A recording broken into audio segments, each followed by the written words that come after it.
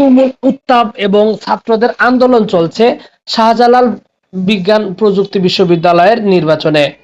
শাসক নির্বাচন বন্ধ করা আওয়ামী লীগের ফ্যাসিবাদী চরিত্রের পুনর্মঞ্চায়ন বলে মন্তব্য করেছেন ঢাকা বিশ্ববিদ্যালয় কেন্দ্র ছাত্র সংসদের সহসভাপতি ভিপি সাদিক কায়েম।